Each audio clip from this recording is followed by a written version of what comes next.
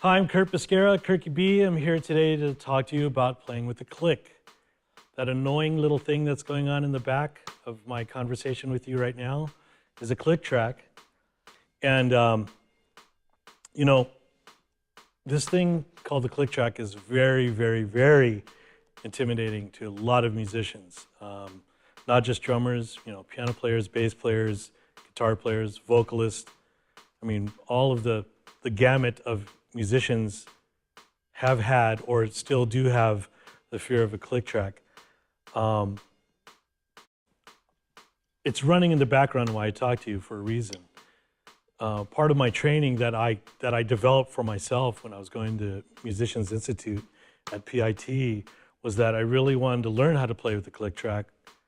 And part of that was like, how can I ingest the click track into my system, literally? Like if I were to do a blood transfusion of click track, how would I do it?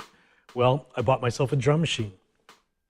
This drum machine I have here is a SR18 Alesis, which you could buy online or any wonderful music store that you choose from out there in the world.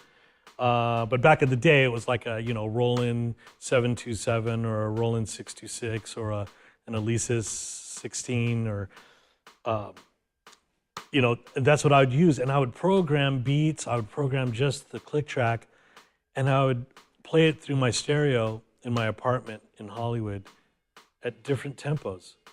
And I'd have it in the background. I'd have my friends come over and we'd hang out and talk and just have the click track or a drum beat going just because I wanted it to become second nature with me.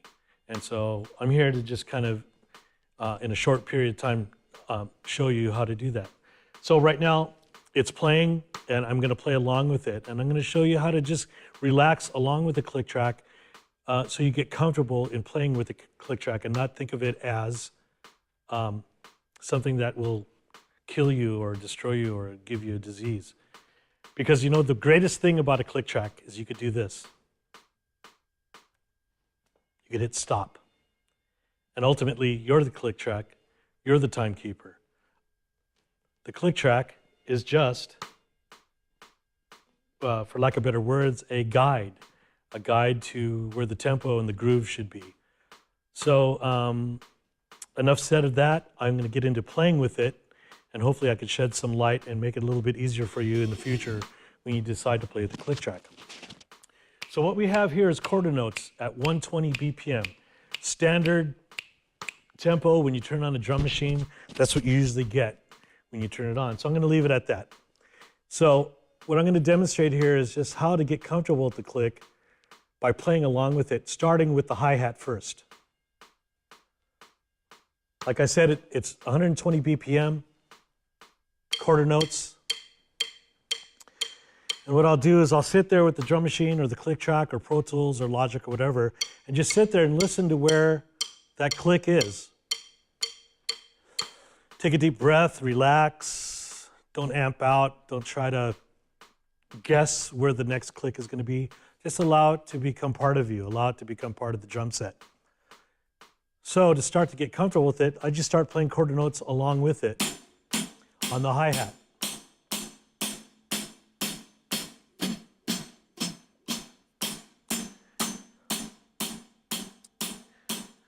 And you can hear me, I'm flamming.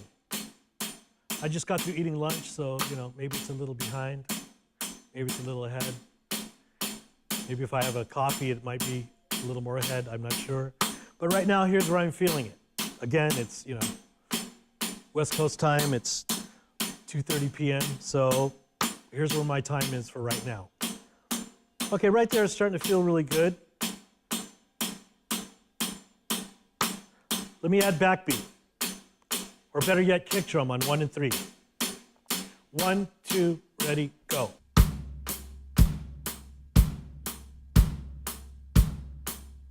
And you can start to feel where that click resides.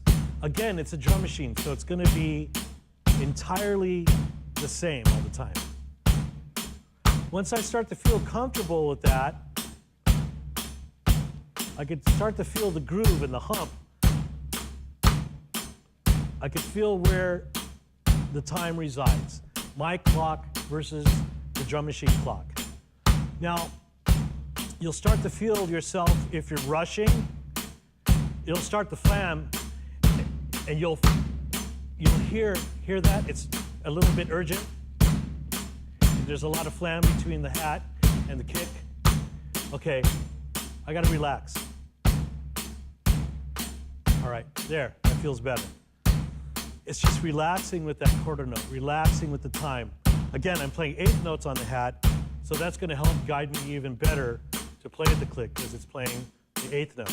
All right, so now I'm gonna add backbeat to that, to the 1 and 3 on the kick, the eighth note hat, and play 2 and 4 in the snare drum. And let's see if we can lock in with that click. And again, find that happy place, and you'll feel it, you'll hear it. Whenever you feel tense, that usually means that you're rushing.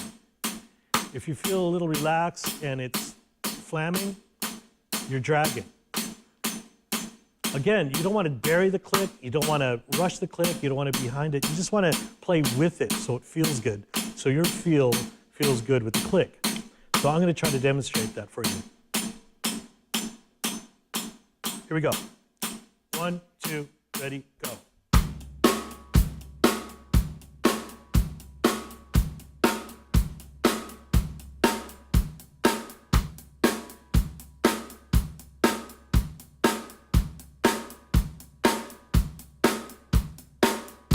Okay, that felt pretty good for like 5 or 6 bars maybe.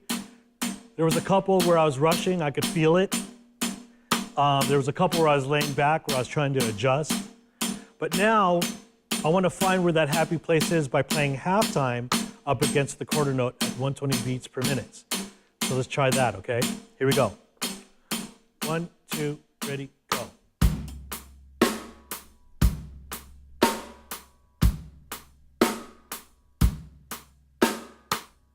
When you're playing halftime with the quarter note, you're going to find that your right hand is going to help you navigate within that quarter note.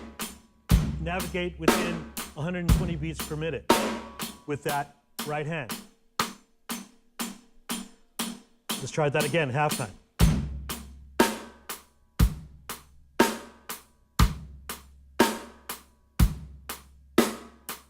Okay. I feel like I need to rush a little bit, so I'm going to put a little more energy into the groove and try to play up top.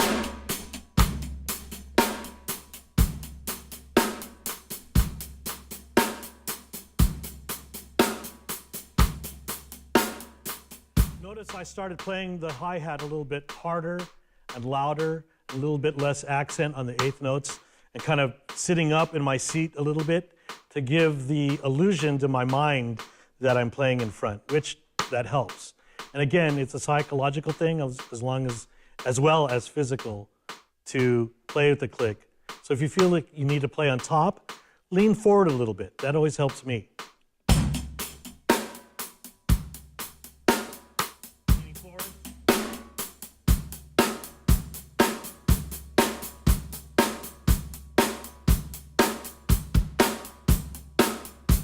You can feel the groove kind of be on top of the quarter note there.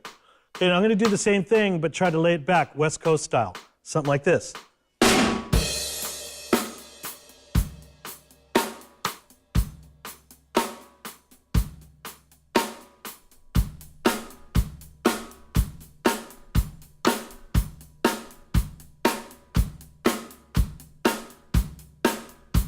Okay, did you notice, did you hear the feeling of that? I played a little more loose grip. I leaned back a little bit in my throne, made it a little more groovier, a little more sexier, a little more relaxed. So those are things to think about when you're playing with a click. Again, this is my approach towards playing with a click. The leaning forward if I want to be on top, the leaning back if I want to be in the back of it. If I want to play on top of the click, I really concentrate on the eighth note or the 16th note or whatever's happening on the hi-hat, because that will usually dictate what's happening with the click track. So pay attention to those things, and then I'd pay attention to that first, and then pay attention to where you're placing your kick and snare. But always hi-hat first, because that will, again, just kind of draw in the whole groove and allow you to adjust what needs to be adjusted, whether your snare drum is too far back or too far forward, or with the kick drum as well, either too far back or too far forward. So I hope that was of some help to you on playing with the click track. If you have any questions, you could hit me up here at Drum Channel, info@drumchannel.com. Ask me some questions, I'll get back to you. Or you could hit me up personally on my email, Curt@CurtBisquera.com, and hopefully I could shed some light on this thing called the click track. Okay, we'll see you soon.